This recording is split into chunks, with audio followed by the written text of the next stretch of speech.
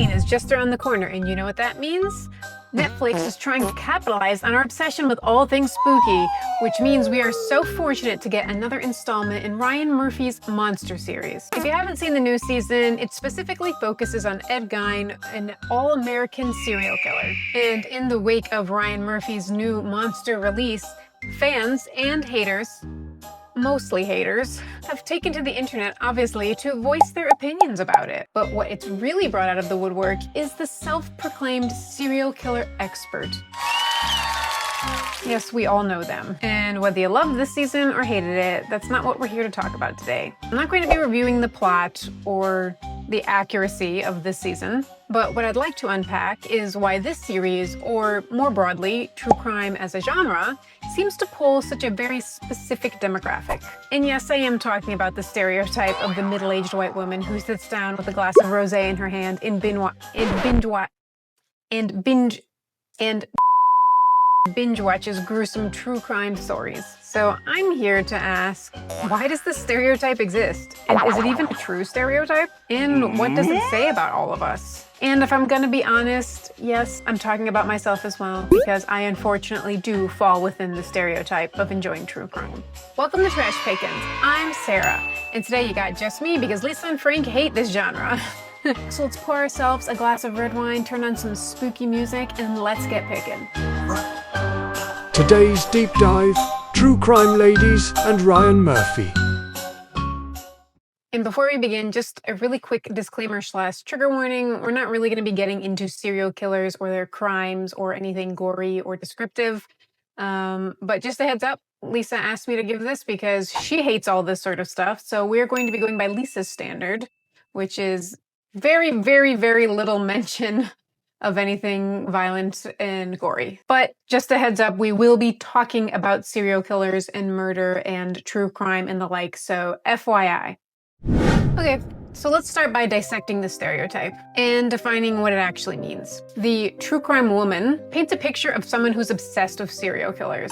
She listens to podcasts like My Favorite Murder. She's got a lot of opinions about Ted Bundy. She might even find him attractive. She can definitely quote Mindhunter, and she absolutely has watched Dahmer twice. She knows the killer's patterns and loves dissecting the criminal psychology behind these crimes. But we're here to ask, is this stereotype true? Are women actually the biggest consumers of true crime podcasts and media? And actually, yes. According to the Pew Research Center, 44% of women in the US regularly listen to true crime podcasts, compared to men, which is just at 23%. That's almost double. Another recent survey from 2022 also found that 58% of women say they enjoy true crime compared to men, which sit at 42%. And across all media formats, it's estimated that up to 80% of true crime consumers are female. So in some sense, the stereotype does ring true. Statistically, yes. Most research does show that women do dominate the audience when it comes to true crime podcasts, documentaries, and dramatizations, but then we are left asking why? Why would a demographic that's often the target of real-life violence be drawn to stories about it? And again, we turn to the research to try to answer this question. A 2010 study published in Social, Psychological, and Personality Science found that women were significantly more likely to choose a true crime book if the description included tips about escape or insights to the killer's motives. They were also much more likely to choose a true crime book that featured a female victim versus a male victim. The author then concludes that women may be seeking out true crime because unconsciously they're actually seeking strategies to help prevent themselves from falling victim to one of these crimes, suggesting that this genre may be cathartic, practical, and potentially educational.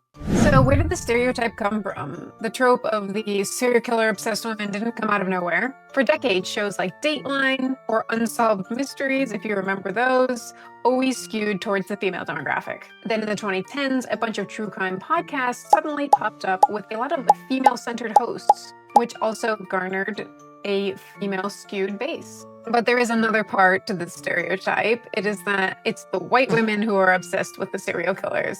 Obviously, these obsessions have nothing to do with race. However, we're just investigating the stereotype. And again, when we looked at the research to see if there's some sort of truth based on this stereotype, it's a little more unclear here, as probably more research needs to be done. However, research published in the Journal of Criminal Justice and Popular Culture in 2023 found that true crime podcasts significantly overrepresent white women as the victims in these stories. They reviewed over 250 podcast episodes from popular true crime podcasts like Crime Junkie or My Favorite Murder, which I have listened to, and found that the majority of the stories in these podcasts cover homicides that specifically target white women. And often the perpetrator in these stories is a stranger to the victim. And while these are real stories and these have happened to real victims, they are not the dominating narrative within society as a whole. For example, these crime podcasts rarely cover things like thefts, which are much more common than an actual murder. The author then suggests that this imbalance reinforces the idea that this genre is for white women about white women, even though actual listenership has become more diverse over the years. This actually is a case where representation has shaped our assumptions about it. All right, so now that we have a good background about the stereotype and the demographics, let's actually get into the new series, Ed Gein. So first things first, who is Ryan Murphy? Some might even say Ryan Murphy is one of the most influential TV producers of the 21st century. He is a writer, producer, and he's best known as a showrunner for shows like Nip Tuck, Glee, American Horror Stories, American Crime Story, Pose, The Watcher, and now Netflix's Monster series. In 2018, he signed a $300 million deal with Netflix, one of the largest in TV history. What the fuck? Bringing his distinctive mix of dark glamour and social commentary to Netflix and all of our eyeballs. Murphy has said, "It's tackling very difficult subjects, and I think a lot of people are uncomfortable with that, and they get confused as to whether the series is condoning, and it's not. It's merely asking the question. This season really holds a mirror up to people and to society, and it makes a lot of people uncomfortable. I think it's good that they're uncomfortable." From my perspective, that's actually kind of just the appeal of his work. It doesn't really shy away from things. In this Ed Gein series, they leave very little to the imagination, and they kind of, I would say, revel in the discomfort that it brings the audience. So the Monster series itself. The Monster anthology began with Dahmer, a story about Jeffrey Dahmer. This came out in 2022, followed by the Menendez brothers in 2024, and now the Ed Gein Story in 2025, and we've even gotten sneak peeks of Lizzie Borden coming next. Each season digs into the mind of real-world serial killers, while also trying to spotlight the social conditions that let them thrive, and also giving them a little bit of backstory. Dahmer was actually a huge cultural flashpoint, as Netflix reported over 1.3 billion hours viewed in its first 60 days, placing it among the most watched shows ever, which is freaking crazy. The Menendez season, which I personally really loved, opened at #1 worldwide with 1.3 million views in the first 4 days, and it climbed up to almost 20 million views in the following week. And now, the most recent season, the Ed Gein Story, debuted at #2 globally with about 12 million views, which equates to 90 million hours watched within its first window, which is just crazy. So you can really see that despite the controversy surrounding these seasons, everyone is watching them. So now this is where the two worlds collide.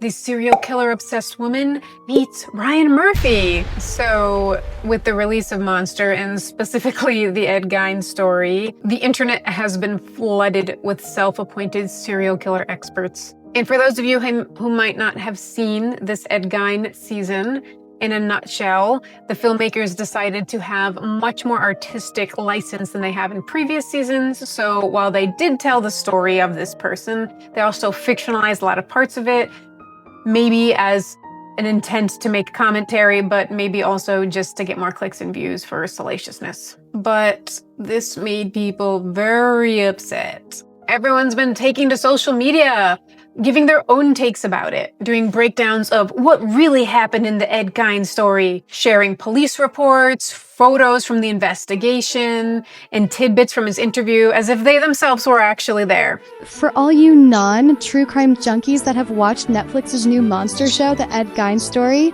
I just want to correct all the facts the show very accurately displays. Hello, LOL, yes, I'm weird and a little macabre, but at least it's a better hobby than doing drugs, right? This is one my list to watch. And like you, I also have a weird fascination with serial killer minds. I think I'm going to actually start a true crime podcast. I've talked about it long enough, and the first case I want to do is Ed Gein, because I'm still pissed at how dramatized they made it. I don't think he's that fascinating. He only unalived like 2 people. This has also unfortunately brought the serial killer sympathizers out of the woodwork as well. Cringe. I loved it, but he was sick as F. But at the end, my heart kind of softened for him a little bit. He had virtually zero relationship outside of his mother. He was just a horribly abused individual who as a result became utterly obsessed with her. Yeah, he did unalive 2 women towards the very end of his crimes, but I get taking liberties with storytelling, but don't make someone they weren't. The real villain in that story is his mother. Augusta Gein was the real unaliver. That lady pissed me off for treating poor Ed so wrong.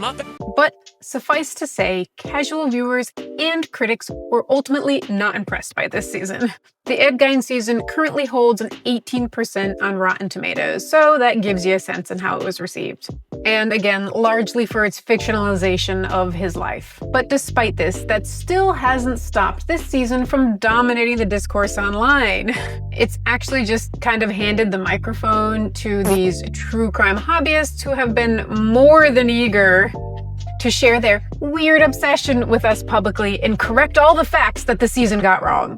Now that we've covered all of that, we can ask ourselves, why does this matter? But I think more poignantly, the question that I'm actually dancing around is it okay to be obsessed with true crime? Putting aside the true crime loving stereotype women, when we binge watch stories that are about real suffering, real people, real deaths, real events, we're actually kind of walking a fine moral line, even if these stories are partially fictionalized and trying to be respectful. When we choose to consume this type of content, we risk walking into the territory between fascination and fetishization. And I think that leads us to ask the questions like, are true crime junkies actually listening to these stories out of a self-protective impulse and defensive vigilance? Or is it actually just salacious rubbernecking? And I'm not sure there's a very clear answer. In fact, studies kind of give evidence to both. A large study from the University of Graz found that 75% of their participants said that their main motivation for engaging with true crime stories was to understand the psychology behind the crimes. In other words, to understand the danger so they themselves can feel safer. While another 28% said they were mostly interested in the justice system and police work.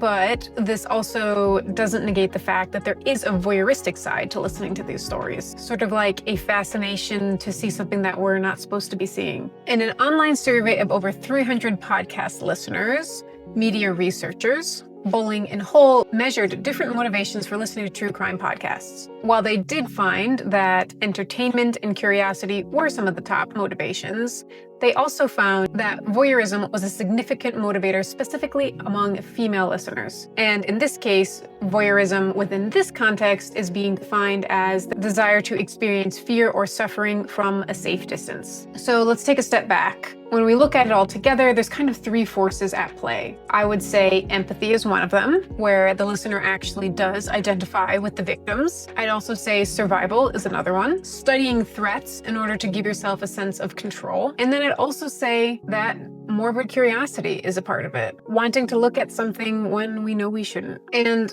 just to be clear, I'm not saying any of these motivations are inherently wrong, but I am saying that when all put together, they definitely blur the line between compassion and consumption. So maybe if you're a true crime watcher, as I myself am, it's worth pausing to ask, what am I getting out of this? And how does my engagement with these stories actually affect the real people and victims behind them. One of the most personally heartbreaking reflections I've heard about all of this actually comes from Jack Merrill, who is an actor and is also a survivor of John Wayne Gacy. He said he often feels like people only want to hear his story simply because they're more interested in understanding the mind of John Wayne Gacy, and not specifically the trauma that he went through in his personal story. If this had happened to me and it wasn't him, nobody would care, which is interesting for me to think about, because there's a lot of other people that bad things happen to, and they don't, people aren't that interested. They're not interested in me. They're interested in him. And I know that, and that's fine. But that's a weird thing about our society. In conclusion, what did we learn? I think that if we find it fascinating to be inside the mind of a killer, hopefully we can find a way to extend that fascination inwards to understand our own minds as well, to crave an understanding of why we like to watch tragedy just as much as our cravings to understand why somebody commits tragedy. Because I think it's important to remember that our reactions, the way we watch, analyze, enjoy, or are even scared of these stories, might say just as much about our culture as the crimes themselves do. And with that, I hope you're able to find some spooky media this season and enjoy it responsibly. Thanks for doing this really quick deep dive with me. Did you watch the Ed Gein series? Did you like it? Did you hate it? I hated it. Either way, happy Halloween, and I'll see you next time.